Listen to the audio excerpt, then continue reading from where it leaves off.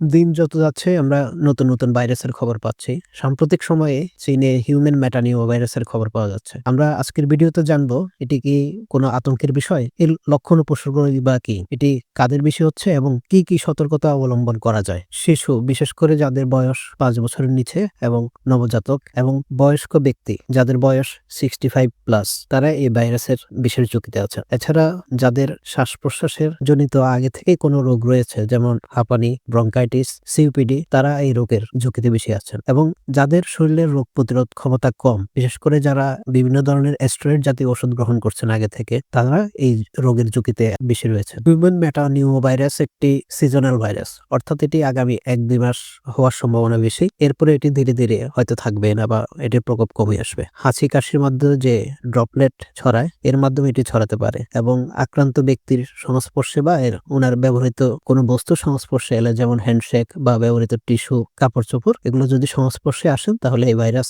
ছড়াতে পারে। এই ভাইরাসের সাধারণত কোনো সিরিয়াস উপসর্গ থাকে না। অন্যান্য সর্দি কাশির মতোই এই ভাইরাসে আক্রান্ত হলে সর্দি, জ্বর, গলা ব্যথা, সামান্য ডায়রিয়া বা বমি ভাব হতে পারে এবং যাদের রোগ প্রতিরোধ ক্ষমতা ভালো তাদের এটি এমনিতেই সপ্তাহখানেকের মাথায় সেরে যায়। যদি জ্বর বা অন্যান্য উপসর্গ থাকে তাহলে সাধারণ সর্দি কাশির জ্বরের চিকিৎসা নিলে ভালো হয়ে যায়। কিন্তু যাদের এটি জটিলতা রয়েছে বা সিরিয়াস কোনো নিউমোনিয়া, শ্বাস-প্রশ্বাসের সমস্যা, এজমা এসব রয়েছে তারা অবশ্যই এটি চিকিৎসকের পরামর্শ নিয়ে মেনে চলবেন। হিউম্যান মেটাভাইরাসে আক্রান্ত হয়েছেন কি হননি এটি নিয়ে আতঙ্কিত হবেন না। বাংলাদেশে এখনো এটির তেমন কোনো প্রকোপ আমরা দেখতে পাচ্ছি না। কিন্তু চীনে যেহেতু এটি ছড়িয়ে পড়ছে এবং অনেকেই আশঙ্কা করছেন তাই একটু সতর্ক থাকা ভালো। বিশেষ করে যারা শিশু এবং বৃদ্ধ তাদেরকে যদি কারো হাঁচি কাশি হয় তাদের থেকে একটু দূরত্ব বা দূরে রাখবেন। আপনি যদি অ্যাজমা, সিওপিডি বা নিউমোনিয়ার পেশেন্ট হন তাহলে অবশ্যই ডাক্তারের পরামর্শ মেনে চলবেন। অন্যান্য ভাইরাসে যেসব প্রিকশন নিতে হয় এক্ষেত্রেও কিন্তু ওই প্রিকশন গুলা নিতে হবে। যেমন হাঁচি কাশি হলে টিস্যু বা রুমাল ব্যবহার করবেন। সবসময় হ্যান্ড স্যানিটাইজার বা পরিষ্কার পরিচ্ছন্নতা চলবেন। শাকসবজি খাবেন, পুষ্টিকর তরল পদার্থ বেশি খাবেন। করোনার সময় আমরা যেসব বিধিনিষেধ মেনে চলছি এখানেও একই বিধিনিষেধ প্রযোজ্য।